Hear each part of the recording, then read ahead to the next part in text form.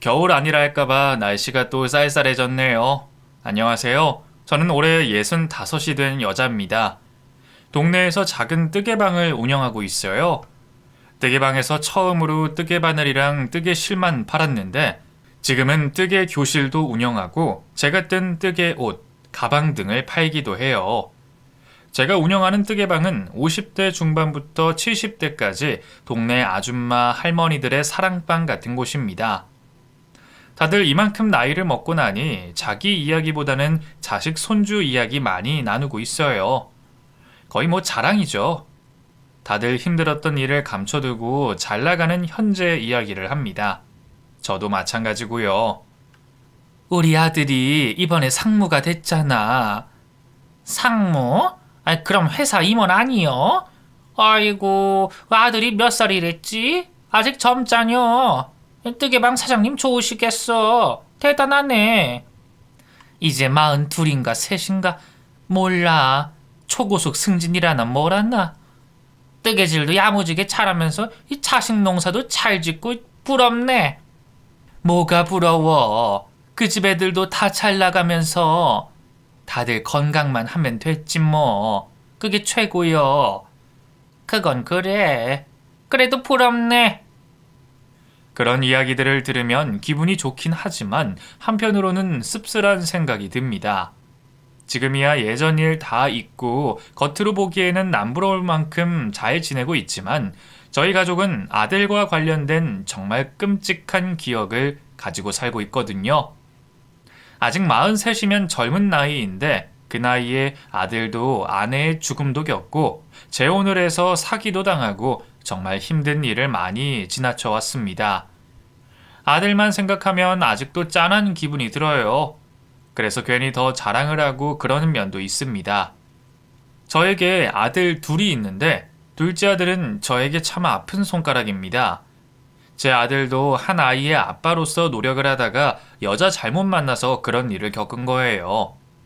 뜨개방 사람들에게도 하지 못했던 그 이야기를 이 사연 채널에 털어놓으려고 합니다. 지금은 다 떨쳐내고 잘 살고 있는 아들과 손주의 모습을 보면 안심이 되지만 제 마음에는 아직도 여전히 응어리가 져서 트라우마로 남아있거든요. 오늘을 계기로 다 떨쳐내고 싶은 게 솔직한 심정이에요. 우선 지금부터 이야기 드릴 결혼 후 많은 고초를 겪은 아들은 어릴 때부터 말썽 한번 피우지 않고 성실하게 자란 둘째 아들입니다. 첫째 아들은 지금은 건강하지만 어려서부터 잔병치레도 많고 몸이 약한 편이었었어요. 그 바람에 항상 첫째를 신경 쓰느라 둘째 아들을 많이 챙겨주지 못했던 게 항상 미안했습니다. 그런 둘째 아들에게는 고등학교 시절부터 오랜 시간 동안 사귄 여자친구가 있었습니다. 그 사실은 저도 알고 있었어요. 고등학교 때부터 저희 집에도 가끔 놀러 왔었거든요. 둘이서 교복을 입고 해맑게 웃으면서 같이 공부하러 저희 집에 왔죠. 안녕하세요, 아줌마. 저 정수 친구 혜지예요. 그래, 우리 정수랑 절친이라면서? 얘기 많이 들었어. 밥 먹을래? 네, 정수가 엄마 요리 잘한다고 맨날 자랑해요. 그 아이의 말에 아들이 쑥스러웠는지 옆에서 한 소리 하더라고요. 야, 김혜지, 내가 언제 그랬어? 왜? 너 맨날 엄마 자랑하잖아. 아이, 정말, 내가 언제? 그 말을 듣고 저는 내심 흐뭇했습니다. 평소에는 저한테 그런 칭찬을 한 적이 없는 무뚝뚝한 아들이었거든요. 우리 정수가 그랬어? 몰랐네. 안 되겠다. 아줌마가 솜씨 좀 발휘해야겠다. 우와! 학원에서 만난 친구라고 들었는데 애가 밝고 명랑하니 옆에 있는 사람에게도 밝은 기운을 전염시키는 좋은 아이였습니다. 그렇게 오래 만나리라고는 생각 못했는데 그 아이와 대학에서까지 만나더니 대학 졸업 후에 회사에 입사를 해서도 꾸준히 만나더라고요. 그리고 첫사랑이나 다름없는 그 아이와 저희 아들은 28의 나이에 결혼을 했어요. 오래 만난 만큼 서로에 대한 믿음과 사랑이 넘치는 것 같았습니다. 그리고 결혼 후에는 아들과 똑 닮은 예쁜 손주도 낳았어요. 첫째도 둘째도 장가를 보내놓고 저와 남편은 마음이 편했습니다. 언제 저놈들이 다 커서 장가를 갔는지 내가 나이가 몇이야? 이제 할아버지지 뭐. 나는 할머니고. 아이고 징그러워. 아들들 장가 다 보내놨으니 앞으로는 우리 둘이 편하게 살자고. 그렇게 아들들 장가 보내놓고 저희 부부는 각자 할 일 하면서 가끔 여행도 가고 그렇게 맘 편히 살고 있었습니다. 둘째 아들 내외는 맞벌이를 해서 제가 손주를 봐주는 날도 많았어요. 그럴 때마다 며느리는 미안한지 선물을 사들고 와서 애교를 부렸습니다. 어머니, 지연이 보느라 많이 힘드셨죠? 이거 홍삼이에요. 아유, 뭘 또 이런 걸 사와. 이거 먹고 더 힘내서 해보라고? 우리 어머님 눈치도 빠르셔. 그럼 내가 눈치로 지금까지 먹고 살았는데. 며느리와는 그렇게 격없이 살갑게 지냈습니다. 아들도 결혼 후에 얼굴도 더 좋아지고 말수도 많아지고 보기 좋았어요. 그렇게 마냥 행복하기만 할 줄 알았죠. 불행이 저희 앞에 성큼 다가와 있는 줄도 모르고요. 손주가 5살이 되고 며느리는 둘째 손주를 임신했습니다. 병원에서는 딸이라고 했어요. 아들이 특히 좋아했습니다. 저에게 전화를 해서 말했어요. 엄마, 오늘 혜지랑 병원 다녀왔는데 딸이래요, 딸. 아이고, 그래? 이번에는 공주님이구나. 저 지금 너무 행복해요. 아들이 들떠서 그렇게 말하더라고요. 그래, 우리 아들 둘째는 딸 갖고 싶다더니 잘 됐네. 엄마, 저는 일 때문에 회사로 가고 혜지 지금 친정 가고 있어요. 내일 혜지랑 같이 갈게요. 그래, 내일 와라. 혜지 좋아하는 잡채 해놔야겠다. 네, 엄마. 저는 불고기요. 내일 봬요. 아들의 들뜨고 행복한 목소리를 들으니 저도 덩달아 기분이 좋았어요. 그런데 그런 끔찍한 일이 벌어질 줄은 상상도 못했습니다. 그날 밤 12시가 넘은 시간에 아들에게서 전화가 왔어요. 그 시간에 웬일인가 싶어서 걱정되는 마음으로 전화를 받았는데 아들의 흐느끼는 소리만 들렸습니다. 직감적으로 무슨 일이 생겼구나 싶었어요. 정수야, 왜 울어? 무슨 일이야? 진정하고 말해봐. 무슨 일이야, 아들? 한참을 흐느끼던 아들이 겨우 입을 열었습니다. 엄마, 혜지가... 저는 아들의 말을 듣고 잠들어 있던 남편을 깨워서 허겁지겁 병원으로 갔습니다. 가는 내내 아들이 한 말을 믿을 수가 없었어요. 아들은 며느리가 교통사고로 죽었다고 했습니다. 그날 친정에 다녀오던 며느리 차를 음주운전차가 들이박았고 며느리는 그 자리에서 뱃속의 아이와 함께 운명을 달리한 것이었어요. 병원에 가니 아들은 기절 직전이었고 저는 영문도 모른 채 울고 있던 첫째 손주를 챙겼습니다. 그렇게 하루아침에 소중한 며느리를 허망하게 잃게 될 줄 누가 알았겠어요.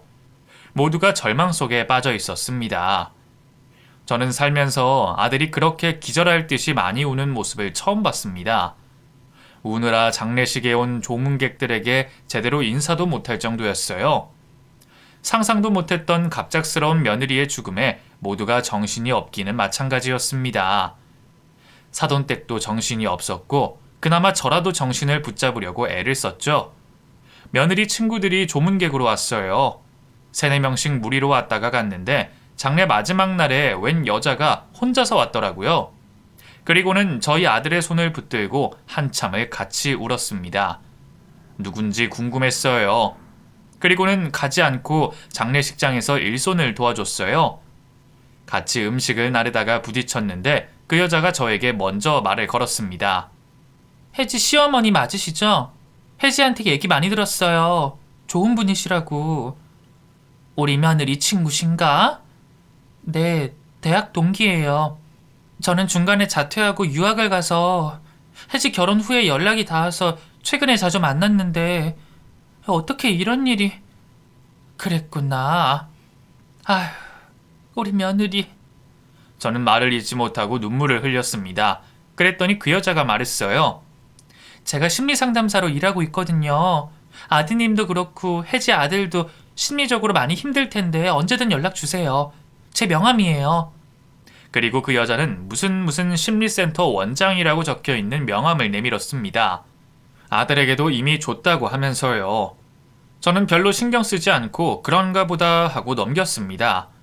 그렇게 며느리 장례식을 마친 후에 저는 손주를 봐줬어요. 아들은 다시 직장 생활을 했지만 하루가 다르게 눈에 띄게 수척해지고 말수도 적어진 게 느껴졌습니다. 그리고 입버릇처럼 혼자 중얼거렸어요. 주연이만 없었으면 나도 혜지 따라가는 건데. 혜지야. 그런 말을 하고 있으면 저는 속상해서 옆에서 어쩔 줄을 몰라 했습니다. 정수야, 왜 그런 말을 해? 너까지 없으면 남은 가족은 어떻게 살라고? 제가 그렇게 말하면 아들은 버럭 화를 냈습니다. 알아요. 그래서 지금 억지로 버티고 있잖아요. 저 회사도 가기 싫고 그냥 죽고 싶어요, 엄마. 한 번도 그렇게 성질을 내던 아들이 아닌데 달라진 아들을 보며 그 이후로는 아들한테 무슨 말을 하기가 무섭더라고요. 아들은 정신적으로 많이 힘들어했어요. 며느리가 그렇게 가고 나서 아들은 한 달 사이에 살도 10kg 가까이 빠져서 뼈만 앙상하게 남아 있었습니다.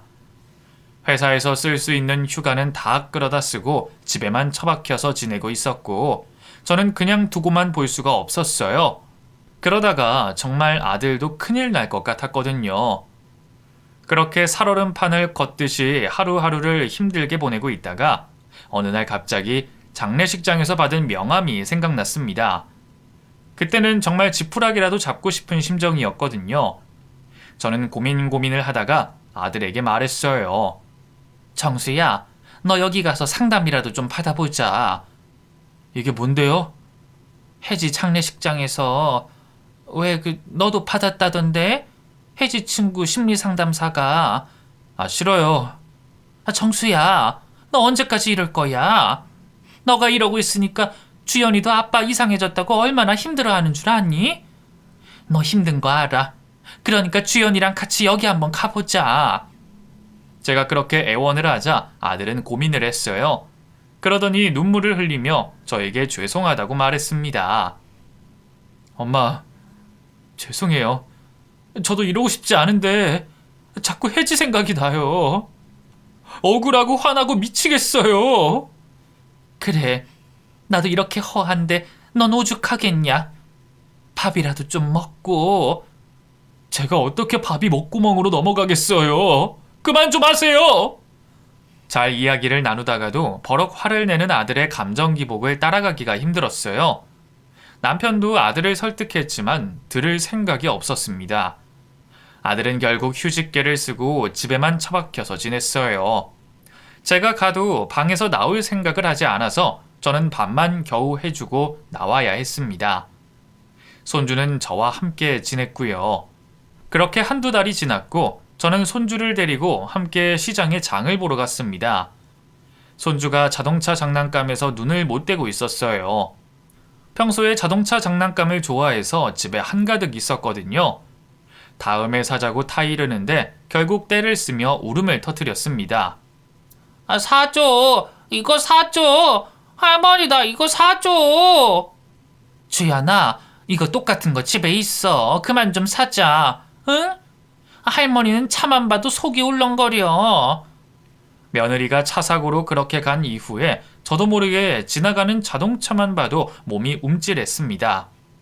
그런데 손주는 자동차 장난감을 가지고 노는 걸 좋아해서 정말 난감했어요. 손주와 한참 실랑이를 하고 있는데 누군가 저희 옆에 쓱 서더니 말을 걸었어요. 주연아, 이거 말고 아줌마가 레고 사줄게. 주연이 레고 뭔 줄 알아? 레고요?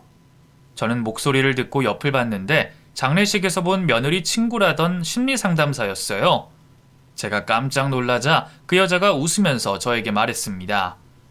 안녕하세요. 저도 장 보러 왔다가 나치 익어서 봤더니 어머님이시더라고요. 아이고, 안 그래도 생각하고 있었는데 반가워요. 그러셨구나. 괜찮으시면 저도 같이 다녀도 될까요?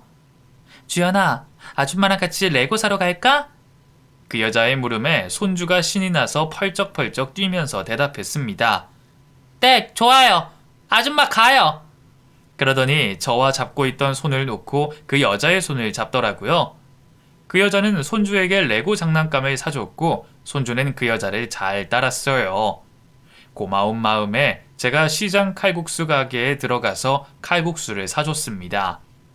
고마워요. 아니 뭘요? 많이 힘드시죠? 그 여자가 다 안다는 듯이 그렇게 묻는데 저도 참았던 눈물이 터졌어요. 아유, 내가 왜 주책맞게 눈물이 나냐? 어머님이 많이 힘드실 거예요. 마음껏 표현하기도 애매하시고. 그 여자는 제 마음을 꿰뚫 듯이 그렇게 말했습니다. 아닌 게 아니라 아들 눈치 보랴 손주 돌보랴 저도 많이 지쳐있던 상태였거든요. 괜히 심리상담사가 아니구나 생각이 들었어요. 손주는 어느새 그 여자에게 빠져들어서 말했습니다. 아줌마, 우리 집 가요. 우리랑 같이 살아요. 나 아줌마 좋아. 우리 아빠 아파요. 아줌마가 우리 아빠 치료해줘요. 네? 손주도 지 아빠가 많이 달라졌다는 걸 알고 있던 것이에요. 그 어린 것이 얼마나 힘들었을지 생각하니 더 눈물이 쏟아지더라고요. 그리고 결국 그 여자는 못 이기는 척 그날 저희 아들 집으로 함께 가게 됐습니다. 아들이 왜 괜한 사람 데리고 왔냐고 화를 낼까봐 걱정이 됐는데 막상 갔더니 아무 말도 하지 않더라고요. 아빠, 아줌마가 나 레고 사줬어. 아빠 나랑 같이 레고 만들자. 아줌마 우리 같이 만들어요. 오랜만에 방방 뛰며 즐거워하는 손주의 모습을 보고 아들도 느끼는 바가 있었던 모양이에요. 그날 셋이서 같이 레고를 맞추며 도란도란 대화를 나눴고 저는 간식을 차려줬습니다. 그렇게 저녁이 됐는데 웬일로 손주가 아빠랑 같이 자겠다고 하더라고요. 할머니, 나 오늘은 아빠랑 같이 잘래. 아빠 괜찮지? 그럼 당연하지. 며느리가 죽은 후로 자기 아빠랑 대면대면하던 손주가 그렇게 말하니 저도 반가웠습니다. 저는 여기서 조금만 더 있다가 저녁에 갈게요. 다음에 봬요, 어머님. 들어가세요. 같이 간 죽은 며느리 친구라는 여자가 그렇게 말했고 저는 안심하고 혼자서 집으로 돌아갔어요. 그리고 정말 기적처럼 그 다음 날부터 손주는 지 애비와 함께 지내겠다고 했습니다. 아들도 눈에 띄게 건강을 되찾아갔어요. 다 그 심리상담사 덕분이라는 생각이 들었습니다. 정말 저희에게는 은인 같은 사람이라고 생각했어요. 다시 살도 찌고 겉으로 보기에 건강해진 아들은 지방으로 일을 하러 간다고 했습니다. 엄마, 저 한 3달만 지방으로 일하러 다녀올게요. 뭐? 전에 다니던 회사는 어쩌고? 거긴 이미 그만뒀어요. 그 수진 씨가 일 소개해 준 게 있어서 같이 다녀올게요. 같이? 수진이랑 같이? 네, 엄마. 그동안 주연이 좀 부탁드릴게요. 아이고, 부탁은 무슨. 그래, 가서 잘하고 와. 저는 아들이 뭔가를 하려고 기운을 냈다는 자체에 기뻤습니다. 며느리가 죽고 난 후 방에서 한 발자국도 나오지 않던 아들의 모습은 온데간데 없었어요. 그것만으로도 너무 반가운 일이라서 저는 다른 거 묻지도 따지지도 않고 아들이 하겠다는 대로 하라고 보냈습니다. 그렇게 3개월, 4개월, 5개월이 지나도 아들은 돌아올 생각을 하지 않았어요. 연락은 주기적으로 오고 목소리도 좋았는데 거기 일이 바빠서 올 수가 없다고 했습니다. 그렇게 6개월이 지났을 무렵에 저희 집으로 죽은 며느리 친구 수진이와 함께 와서는 상상도 못한 이야기를 했어요. 엄마, 저 수진 씨랑 혼인신고했어요. 어머니, 이제 제 시어머니시네요. 잘 부탁드려요. 6개월이나 보지 못했던 아들이 갑자기 들이닥쳐서는 혼인신고를 하고 지방에서 둘이 조용히 결혼식까지 올렸다고 했습니다.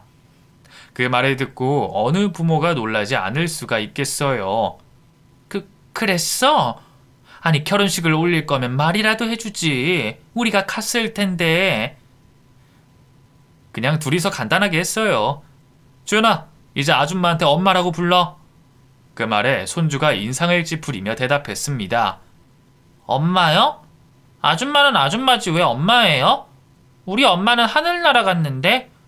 그 말에 아들과 재혼을 한 두 번째 며느리 수진이 그년의 얼굴이 울그락불그락해졌어요. 아니야, 주연아. 내가 아빠랑 결혼했으니까 이제 너는 내 아들이야. 죽은 엄마는 잊어. 나한테 엄마라고 해. 너 아줌마 좋아했잖아. 맞아, 아니야?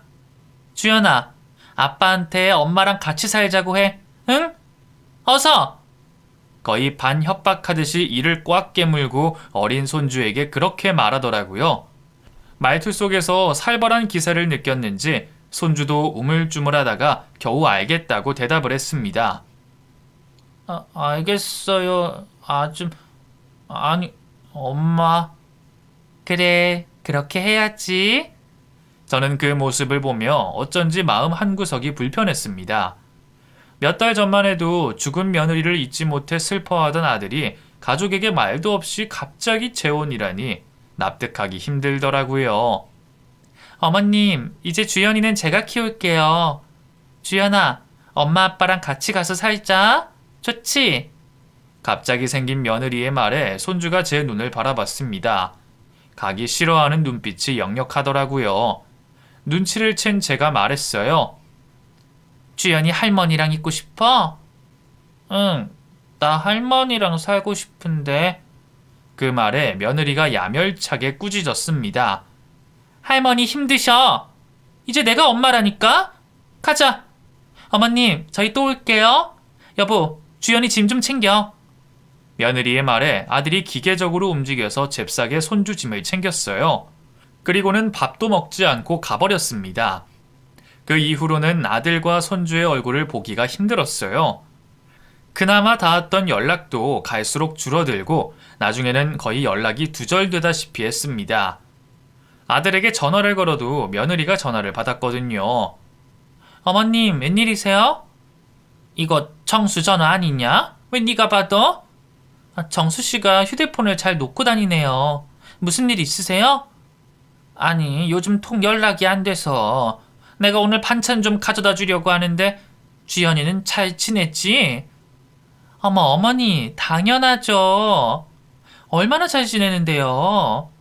이사 온 동네에서 유치원 친구들도 사귀고 그 친구들 집에도 놀러 가고 애가 엄청 밝아졌어요. 걱정 마세요.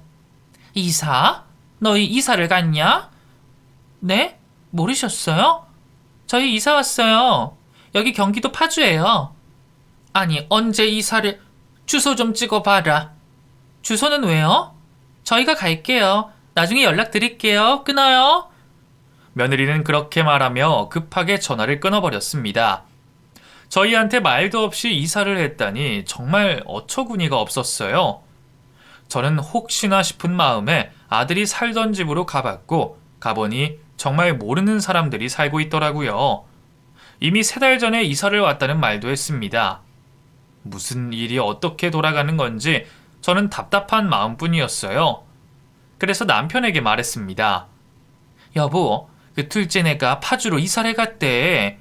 뭔 갑자기 말도 없이 이사를 갔는지 주연이도 보고 싶고 영 찜찜해. 제 말에 남편도 고심을 하다 말했습니다. 그러게. 아니, 뭘 그리 숨기고 사는 건지 당신이 한번 가봐. 가보려고 했는데 주소를 안 알려줘. 정말 무슨 일이라도 생긴 건 아닌지. 나 왜 이렇게 불안해? 불안해 죽겠어. 아이, 그럼 내일 동사무소 가서 등본이든 뭐든 떼보자. 그럼 주소 나올 거야. 남편도 저 못지않게 불안했던 모양이었습니다. 그래서 저희 둘은 다음날 동사무소에 가서 아들이 이사를 간 집을 알아낼 수 있었어요. 당신도 같이 가보자. 나 혼자 가기 무서워. 제 말에 남편이 대답했어요. 아니, 무섭기는 뭐가 무서워. 나 오늘 일 가야 되는 거 알잖아. 가서 연락해. 내가 일 끝나면 바로 갈 테니까. 아휴, 나 왜 이렇게 불안하지? 정수 다 큰 놈인데 뭐 별일이야 있겠어. 다녀와. 남편은 일을 하러 가야 해서 저 혼자서 아들이 이사간 집을 찾아가 보기로 했습니다. 손주가 좋아하는 간식과 아들이 좋아하는 갈비, 며느리 줄 화장품 등을 바리바리 싸들고서 저는 버스를 타고 한 번도 가보지 않은 파주로 향했어요. 도착해서도 한참을 헤매다가 물어물어 아들이 이사를 한 집 앞까지 갔습니다. 정말 낡고 허름한 다세대 주택 1층이었어요. 저는 또 혹시나 싶어서 일단 며느리에게 전화를 했습니다. 여보세요? 어머님, 또 왜요? 나 여기 너희 집 앞이다. 너 집에 있지? 제 말에 며느리가 당황한 기색이 역력하더라고요. 뭐라고요? 저희 집은 어떻게 알고 왔어요? 정수가 연락 와서 알았다. 문 안 열어주냐? 저는 지지 않고 그렇게 말했습니다. 정수 씨가요? 그럴 리가 없는데. 잠깐만 기다려보세요. 전화를 끊고 30분이 넘게 저는 집 앞에서 기다렸어요. 못 참고 문을 두드리는데도 열어주지 않았습니다. 그렇게 한참을 문 앞에서 불안에 떨며 서성이고 있는데 갑자기 현관문이 획 하고 열렸습니다. 아이고 깜짝이야. 어머니, 뭘 그렇게 도둑놈처럼 문 앞에서 서성이고 계세요? 들어오세요. 오랜만에 만난 며느리가 흐리멍텅한 눈으로 그렇게 말하고 섰는데 왠지 모르게 간담이 서늘해지더라고요. 저는 집 안으로 들어갔습니다. 아들과 손주의 흔적은 보이지 않았어요. 정수랑 주연이는 어딨니? 일 가고 유치원 가고 그렇죠. 이따 저녁 6시에 같이 올 거예요. 3시간만 기다리시면 되겠네. 제가 점심을 안 먹어서요. 어머니 식사하셨어요? 제가 금방 밥 차려드릴게요. 며느리가 그렇게 말하며 주방으로 갔습니다. 저는 며느리 몰래 집안 곳곳을 훑어봤어요. 방 2개의 작은 집이었습니다. 작은 방에는 짐이 쌓여 있었고 큰 방 문을 열었다가 저는 기절할 뻔했어요. 얼핏 본 방 안 한 구석에 촛불을 켜두고 마치 무당집처럼 꾸며져 있었습니다. 어머니 뭐 하세요? 남의 방에는 왜 들어가세요? 며느리가 다가와서 그렇게 소리를 지르며 문을 닫아버렸습니다. 그리고는 밥을 먹으라고 하더라고요. 식사하세요. 불고기가 집에 마침 있어서 좀 볶아봤어요.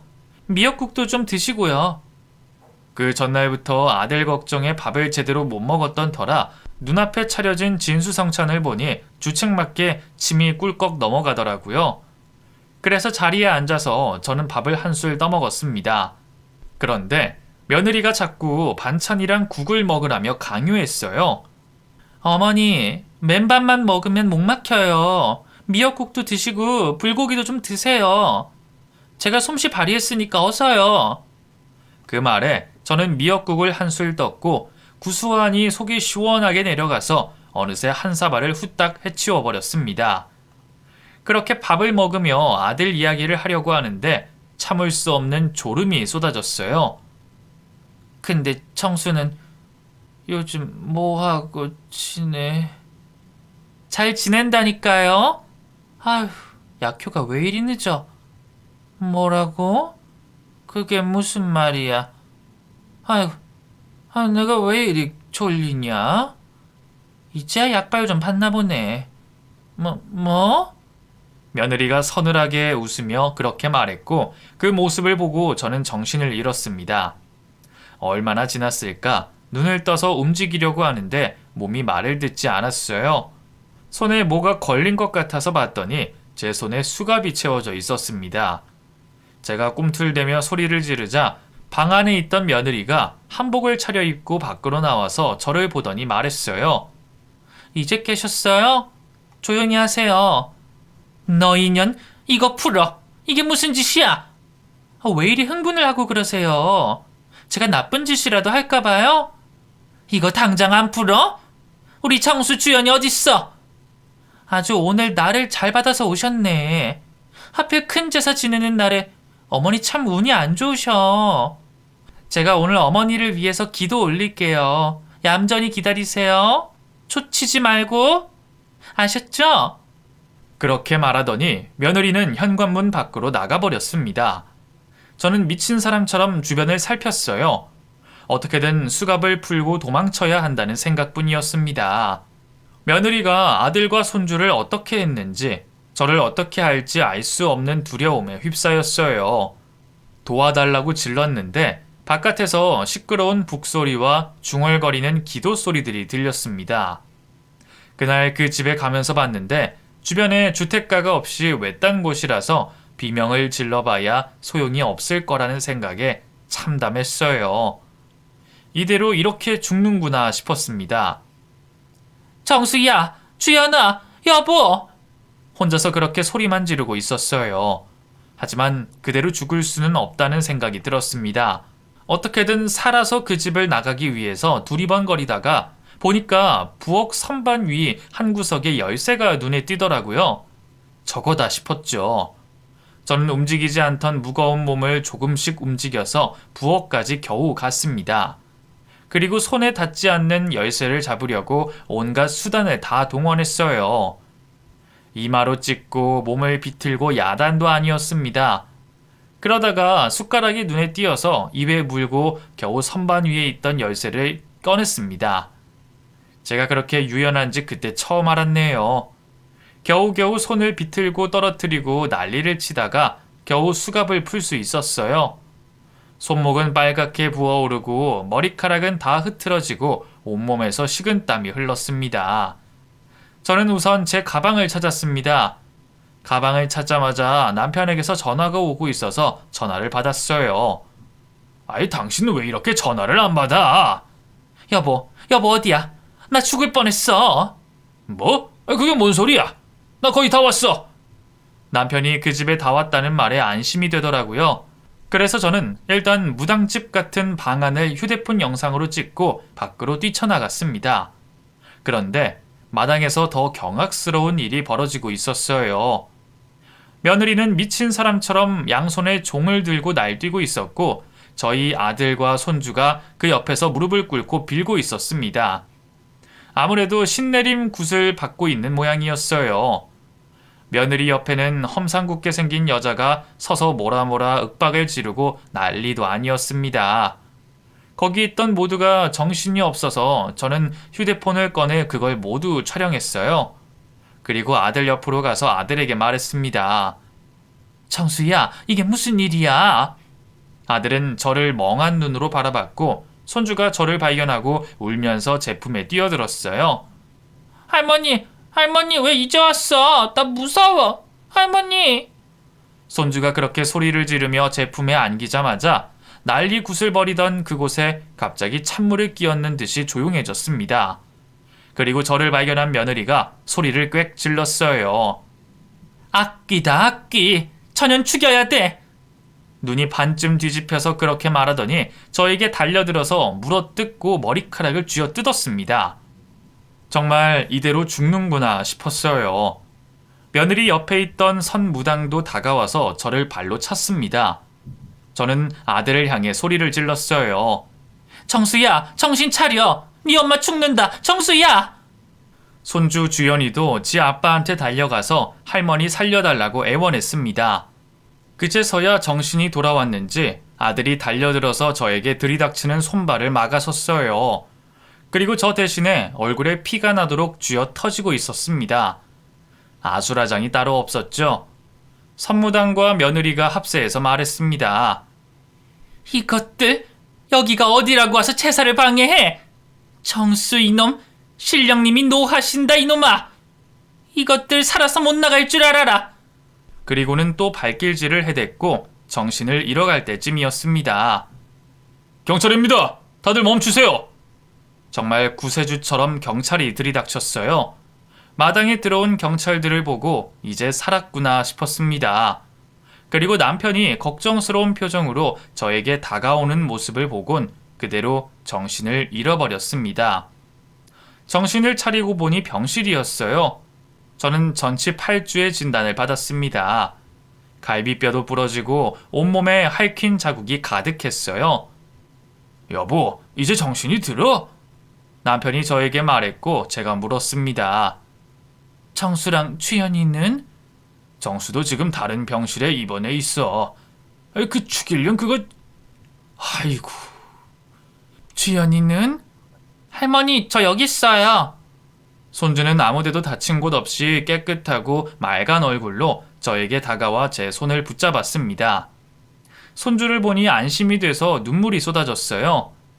그래, 주연아. 얼마나 고생이 많았어. 아이고, 우리 손주. 나 정말 무서웠어. 할머니 보고 싶었어. 남편에게 들어보니 며느리는 완전히 사이비 무속신앙에 빠져있던 인간이었다더라고요. 심리상담사였다고 했던 말도 죽은 며느리의 대학 동기라고 했던 것도 다 거짓말이었습니다. 며느리 죽고 심신이 미약해진 저희 가족에게 다가온 사기꾼이었던 거예요. 알고 보니 저희 아들 재산도 다 뜯어내서 그 무당에게 가져다 바쳤다고 하더라고요. 아들에게는 제사를 지내지 않으면 저와 제 남편에게 큰일이 생긴다고 협박을 했다고 했습니다. 제 병실에 온 아들이 저를 끌어안고 울면서 말했어요. 엄마, 죄송해요. 못난 아들 때문에. 그 여자가 제사 안 지내면 엄마랑 아버지 사고로 돌아가신다고. 제가 미친놈이에요. 엄마, 아버지 죄송해요. 안 그래도 불의의 사고로 갑자기 사랑하던 아내를 잃은 제 아들이 그런 말을 듣고 어떻게 가만히 있을 수 있었겠어요. 그 악마 같은 사기꾼들이 저희 아들과 저희 가족의 약점을 파고들었던 겁니다. 눈물 콧물 흘리며 울고 있는 아들을 저는 가만히 안아줬어요. 괜찮아, 정수야. 얼마나 힘들었으면. 우리 아들 이제 다 괜찮아. 그 못된 것들 벌받게 하자. 그럼 돼. 우리 아들 잘못한 거 하나도 없어. 아이고, 가여운 것. 저희 남편도 울고 손주도 울고 한순간에 병실이 울음바다가 됐습니다. 며느리, 아니 그 사이비에 미친 사기꾼녀는 저희 아들 이외에도 많은 남자들을 꿰어내서 그렇게 사이비 무당에게 돈을 갖다 바친 모양이었어요. 그리고 수사하면서 알게 된 더 끔찍한 사실이 있습니다. 며느리가 믿고 따르던 그 사이비 무당이 며느리 그년의 친엄마였다는 것이에요. 믿기 힘드시죠? 저도 처음에 그 사실을 알고 무슨 엉뚱한 소리를 하냐고 되물을 정도였으니까요. 며느리는 고등학교 시절에 헤어진 친엄마와 재회하고 그 친엄마가 무속인이라고 속이며 사기를 치고 다니는 것에 도움을 주며 살았다고 했습니다. 자기가 낳은 자식을 앞세워서 사기를 치고 다닐 생각을 할 수가 있는지, 어떻게 그런 일이 있을 수 있는지 정말 기가 막힐 노릇이었습니다. 그것들은 어떻게라도 징역살이를 면하려고 저희 아들에게 뜯어간 돈을 다시 되돌려주고 보상금을 주겠다고 했습니다. 아직 구속되기 전에 저희를 찾아와서 안달복달하며 애달리더라고요. 어머님, 저 좀 살려주세요. 저도 피해자예요. 저희 엄마가 가짜 무당인 줄 전 전혀 몰랐어요, 어머님. 제가 다 보상할게요. 이혼 소송만은 못하게 정수 씨 좀 말려주세요, 어머님. 그 말을 듣고 저는 이성의 끈을 놓아버렸어요. 뭐 이년아? 이 미친년이 나 죽이려고 한 거 기억 안 나냐? 내 손에 수갑 채우고 너 나 죽인다고 협박했잖아. 어머니, 그땐 제정신이 아니었어요. 저희 친엄마가 겨우 저한테 신내림 구슬 해준다고 해서. 그래서 정말 저도 피해자예요. 그걸 말이라고 해? 너도 다 알면서 그렇게 사기치고 다닌 거 내가 모를 줄 알아? 꼴도 보기 싫으니까 꺼져, 이년아. 가서 죗값 치러. 저는 입에 거품을 물며 소리소리를 질렀고 아들이 손주와 함께 와서 그년을 끌고 나갔습니다. 너 여기가 어디라고 찾아와? 나와! 나오라고! 정수씨, 내가 잘못했어. 내가 다 갚았잖아. 이혼은 하지 말자. 나 정수씨랑 새 출발하고 싶어. 주연아, 미안해. 엄마가 미안해. 저는 그년의 주둥이를 다 쥐어뜯고 싶었습니다. 그년의 그 말에 손주가 정색을 하며 대답했습니다. 아줌마는 내 엄마 아니야. 내 엄마는 하늘나라에서 나 지켜주고 있어. 아줌마는 사기꾼이야. 손주가 그렇게 말하는데 가슴이 찢어지는 것 같았습니다. 아직 초등학생도 되지 않은 어린 놈이 그 고생을 했을 걸 생각하니 미치겠더라고요. 결국 아들이 그년을 끌고 나갔고 다시는 그년의 얼굴을 보고 싶지 않았습니다. 그것들이 어떻게든 범죄 사실을 덮으려고 변호사도 쓰고 난리를 쳤지만 워낙에 당한 사람들이 많았어요. 그리고 그것들이 노숙자를 바지 사장으로 앉혀서 더 큰 사기를 치고 다닌 사실까지 밝혀졌습니다. 지은 죄가 다 밝혀진 덕분에 며느리 그년과 그의 엄마는 징역 5년을 선고받았어요. 아들에게서 가져간 돈을 다 반납했지만 그 후로 보상금도 줘야 했습니다. 또한 아들이 이혼 소송을 한 끝에 위자료까지 받을 수 있었고요. 돈이 다 무슨 소용이겠어요. 그런 끔찍한 일을 다 겪어버린 후였는데요. 첫 번째 며느리의 불의의 사고와 사망, 그리고 두 번째 사기꾼형까지 그 모든 일을 겪은 후에 저희 가족의 마음은 너덜너덜 걸레짝이 되어 있었습니다. 결국 첫째 아들의 도움으로 저희는 가족 모두 심리상담과 정신과 치료를 받게 됐어요. 제대로 된 곳에서 상담을 받고 약까지 처방받아서 먹다 보니 조금씩 회복이 되더라고요. 할머니 슬퍼? 아니야. 우리 주연이가 있는데 할머니가 왜 슬퍼? 그럼 할머니 나 따라서 웃어봐. 김치, 치즈. 아빠도 할아버지도 다 같이. 다행히 제일 걱정했던 저희 손주가 가장 먼저 씩씩하게 회복을 했습니다. 손주 덕분에 웃는 날들이 늘어갔어요. 아들도 마음의 안정을 되찾고는 공기업에 취업하기 위해서 열심히 공부를 하고 결국 원하던 회사에 입사를 했습니다.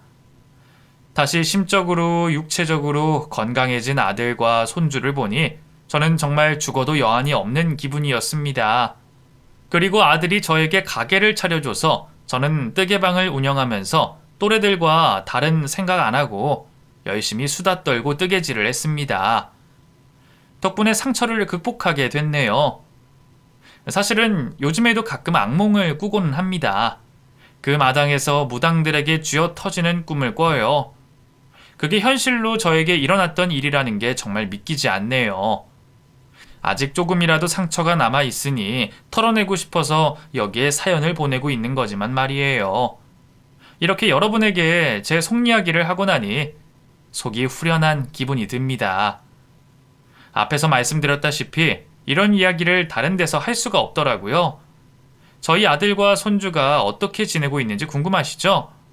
저희 손주는 올해 고3 수험생이 됐습니다. 어릴 때부터 똑똑하고 야무지더니 전교 1등을 놓치지 않는 수재로 자랐어요. 중학생 때부터 자기 꿈이 확고한 아이였습니다. 할머니, 저는 나중에 판사가 될 거예요. 판사? 네. 그래서 나쁜 짓 하는 사람들 다 혼내줄 거예요. 아이고, 우리 주연이는 꼭 할 수 있을 거야. 할머니가 응원해. 어린 놈이 하도 부당한 일을 많이 겪다 보니 꿈이 판사가 됐더라고요. 그 모습에 짠하기도 했지만 저는 분명히 우리 손주가 원하는 꿈을 이룰 수 있을 거라고 확신합니다. 손주가 대학을 들어가면 죽은 며느리 산소에 가보려고 해요. 지금까지는 이래저래 미안한 마음에 가지 못했는데 이제는 갈 수 있을 것 같습니다. 그 사기꾼 모녀는 지금 출소를 해서 뭐하고 사는지 모르겠네요. 저희 가족에게 끔찍한 기억을 준 두 모녀가 이걸 듣고 있다면 한마디 하고 싶어요. 또 다른 사람들한테 또 사기칠 생각하지 말고 평범하게 잘 살아. 불쌍한 사람들도 도우면서 그게 모두에게 사죄하는 길이다. 여러분, 개묘년 새해 복 많이 받으시고 돌아오는 설 명절도 가족과 함께 행복하세요. 그럼 저도 이만 명절 음식 준비하러 가보겠습니다. 끝까지 제 이야기 들어주셔서 감사해요. 복 받으실 겁니다.